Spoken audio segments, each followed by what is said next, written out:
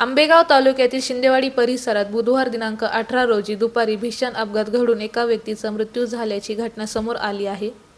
सोमनाथ खंडू काळे व 49 राहणार निगोटवाडी फाटा तालुका आंबेगाव, मूळ राहणार कोलदरे तालुका आंबेगाव असे अपघातात मयत झालेल्या दुचाकी स्वाराचे नाव असून या प्रकरणी मार्तंड विठ्ठल काळे यांनी घोडेगाव पोलीस ठाण्यात फिर्याद दाखल केली असून अज्ञात स्विफ्ट कार चालकाविरोधात गुन्हा दाखल करण्यात आला आहे। याबाबत पोलिसांनी दिलेली माहिती अशी की बुधवारी दुपारी 4:15 वाजण्याच्या सुमारास सोमनाथ काळे हे त्यांच्या हिरो स्प्लेंडर या दुचाकीवरून गव्हाचे पीक झाकण्यासाठी कागद आणण्यासाठी गेले होते। त्यावेळी घोडेगाव ते भीमाशंकर मार्गावर शिंदेवाडी गावच्या हद्दीत मोहरे खानावळ जवळ अज्ञात स्विफ्ट कार चालकाने भरधाव वेगाने व निष्काळजीपणे वाहन चालवत येत दुचाकीला जोरदार धडक दिली।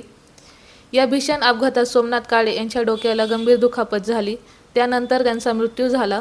अपघातानंतर संबंधित कार चालकाने जखमीस कोणतीही मदत न करता घटनास्थळावरून कारसह पळ काढल्याचे फिर्यादी नमूद केले आहे। तसेच या अपघातात दुचाकीचेही मोठे नुकसान झाले आहे। या प्रकरणी घोडेगाव पोलीस ठाण्यात गुन्हा दाखल करण्यात आला आहे। सदर गुन्ह्याचा तपास घोडेगाव पोलीस करत असून पोलिसांनी फरार आरोपीचा शोध सुरू केला आहे। या घटनेमुळे परिसरात हळहळ व्यक्त होत आहे।